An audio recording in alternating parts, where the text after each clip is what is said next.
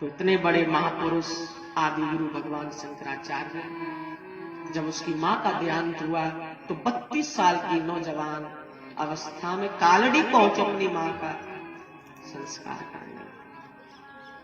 तो मां होती है, मां मातृ पक्ष का बचाव कर यहां गोस्वामी जी कर रहे हैं, और गोस्वामी जी को लिखना पड़ गया। सादर भले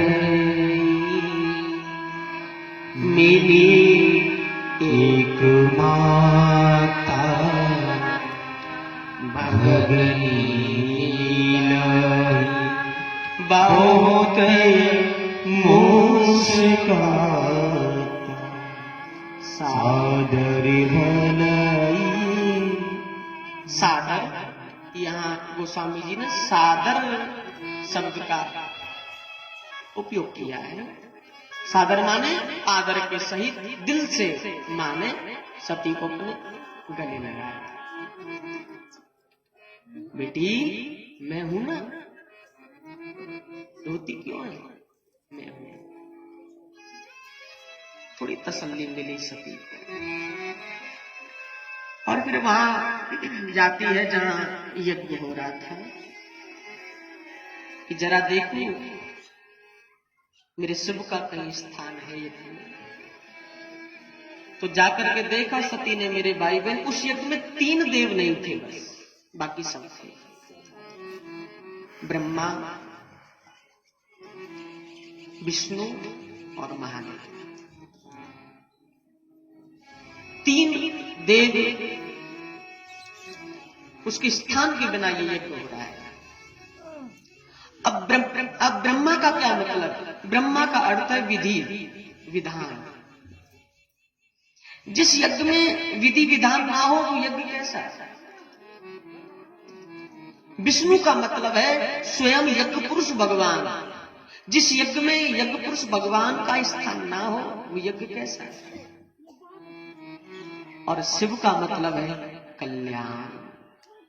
जिस यज्ञ के पीछे कल्याणकारी भावना ना हो वो यज्ञ कैसा है? विधिहीन, यज्ञ पुरुषहीन और कल्याणकारी भावनाहीन यज्ञ हो रहा है, कैसे फलदायी सिद्ध होता है?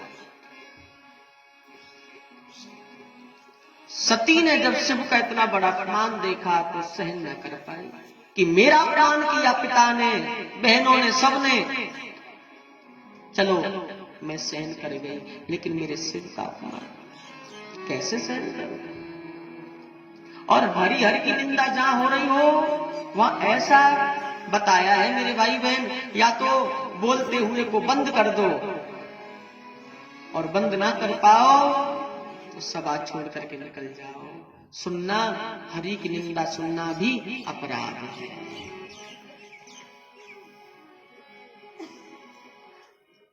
क्या करूं? वहां जा नहीं सकती हूं लौट करके, क्योंकि बात पूरी हो गई वहां, और यहां रह नहीं सकती। शिव ने मुझे इसीलिए कहा था कि मत जा, लेकिन मैंने बात मानी नहीं। तब चित्त चढ़ायो जो शंकर कहे। ध्यान में आ गई बात, और अपने पिता को उग्रता में मेरे भाई बहन श्राप देने लगी, ऋषि मुनियों को श्राप देने लगी। बहुत भवानी उग्रता के शब्दों में आकर के कि हे ऋषि मुनियों, तुम भली भांति फल पाओगे। मेरा पिता दक्ष मंदमती है, ये भी भली भांति फल पाएगा। और ये शरीर जो मुझे मिला है दक्ष शुक्र से मिला है, अब मुझे ये शरीर भी नहीं रखना है, क्योंकि जब तक ये शरीर रहेगा मैं दक्ष की बेटी कहलाऊंगी, और मुझे अब दक्ष की बेटी नहीं कहलाना, इसलिए मुझे शरीर भी नहीं रखना। अपने पैर के अंगूठे से अग्नि, युगाग्नि जलाई, और उसी अग्नि में अपना शरीर सती ने जला करके समाप्त कर लिया। हाहाकार हो गया यज्ञ में। नंदी आए, यज्ञ को विध्वंस कर दिया मेरे भाई ने। लेकिन सती जब मर रही थी, जल रही थी, तो अंत में यही वरदान भगवान से मांग रही थी कि अगला जन्म भी मेरा नारी के रूप में हो और अगले जन्म में भी शिव ही मेरे पति हो, ऐसा मांगा। ते कारण हेमगिरी प्रोजाई जननी पार्वती तन। इसी कारण अगला जन्म सती का पार्वती के रूप में हुआ। नगाधिराज हिमाचल के घर पार्वती के रूप में दूसरा जन्म होता है। बड़ी उम्र में बेटी का जन्म हुआ हिमाचल के घर। बहुत उत्सव मनाया साहब हिमाचल में, बेटी का जन्म हुआ है। संतान के रूप में यदि बेटी पहले आए घर में तो उत्सव मनाना चाहिए, ये कथा बताती है।